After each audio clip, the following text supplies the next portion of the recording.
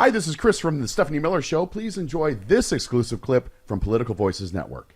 Matt Gaetz, there's new information now about, can we just talk about, I don't know, everything makes me so happy I don't know where to start. Okay, so Representative Matt Gaetz was once again tied to a party that included underage high school girls and drugs in a late night filing made available last night. Gaetz is accused of attending a drug-fueled sex party in 2017 with a 17-year-old girl at the center of an alleged sex trafficking scandal. The minor was a junior in high school at the time. So there's already a Health Ethics Committee investigation going on, right, about this, and now this is a new filing, right? Yeah, these folks don't seem to care.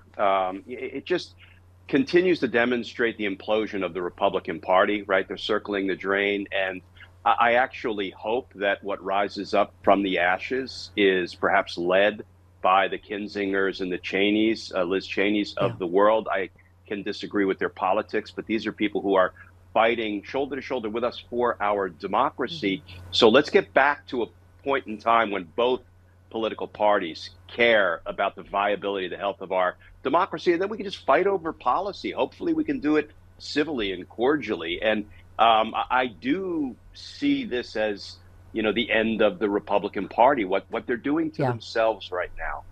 I mean, Glenn, it's laughable, but you can go on and on. The party of family values, the party that owns God and Christianity and wants to take rights away from gay people and transgender people, and their hypocrisy gets revealed every time, doesn't it? I mean, they are not the party of freedom. They want to control everyone and everything, and they want to be able to do whatever they want, unconstrained by rules, by law, by ethics of their office, and it's all coming home to roost now. Yeah.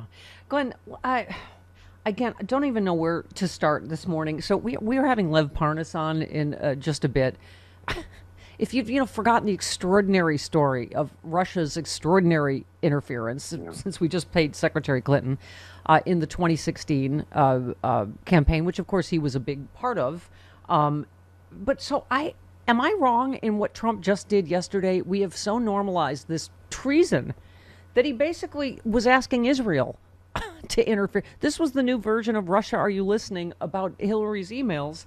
Trump said it's incumbent upon Israel to defeat Kamala Harris in November's election. He complained about not getting enough support from Jewish voters, added that November's election is the most important election in the history of Israel, and called on them to defeat Kamala Harris.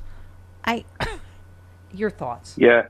Well, whether it's him urging the Republicans to kill the border bill, whether it's he's obviously doesn't care one whit about America. He cares about himself. But the problem, and what gets me, Steph, is we've let him get away with this in perpetuity. The Department of Justice has let him get away with this. I mean, the minute he invited foreign interference by saying, hey, Russia, if you're listening, find the emails.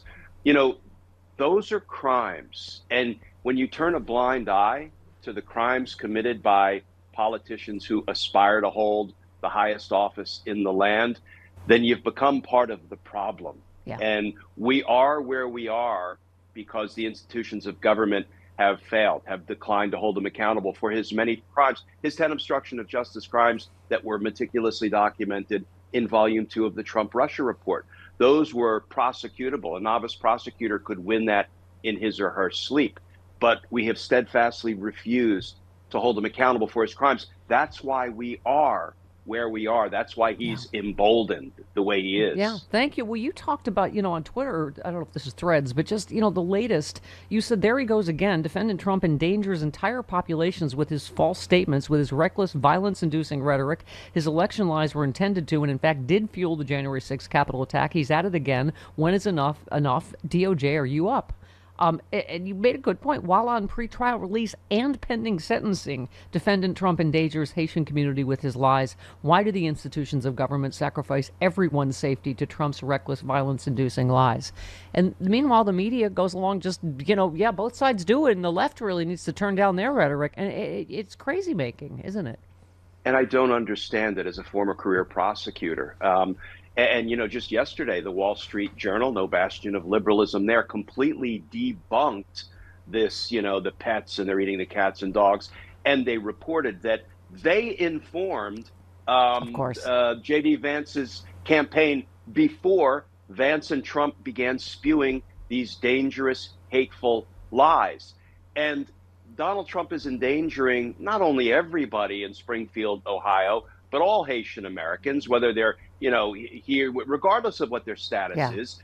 And he's on pretrial release and he's pending sentencing. The law provides if you're a danger to the community, you should be revoked on release. My next windmill tilting mission that I'm going to go on, Steph, is the minute he loses the election in a landslide, prosecutors and courts better sit up and take note, because at that point there will be no reason to continue to leave him out on pretrial and pre-sentencing release so he can keep endangering our community. Do we have to wait for the second insurrection? Really? Yeah. I mean, I was thinking as you said that racism is just a broad and ugly brush. Somebody was saying anyone Haitian or that looks Haitian is in fear for their lives, right, in this community. Remember, it was like after 9/11. Didn't matter if you were a Sikh or whatever, if you looked a certain way, or him when he was saying Kung flu and China virus, all Asian people were being attacked, whether, no matter who you were. And it's just, okay. And we let him do it. We let him do it. We let him get away with it. Yeah. Glenn, so this one is so upsetting. I've just waited a second to get my bearings. This Supreme Court stuff, you tweeted, the John Roberts stuff makes me just want to vomit. But you said, just a reminder, the Supreme Court created a blueprint for a lawless presidency. A president can order his executive branch officials to commit crimes, then pardon them for those crimes. All good per 6 justices. Our country cannot long endure such lawlessness. And I hope you're right. You said it's taken too long, but accountability will come for Donald Trump and his criminal associates. But we always think of these right-wing justices, but you always think it's like, oh, John Roberts is, the fair one or whatever. And this reporting, he's been exposed, wrote legal observers, Dahlia Lithwick and others, that he may pretend to be the deliberate moderating voice on the Supreme Court, but behind the scenes he's become as reactionary as the rest of the court's right wing. This became clear after the court down its radical decision giving Trump immunity for quote-unquote official acts.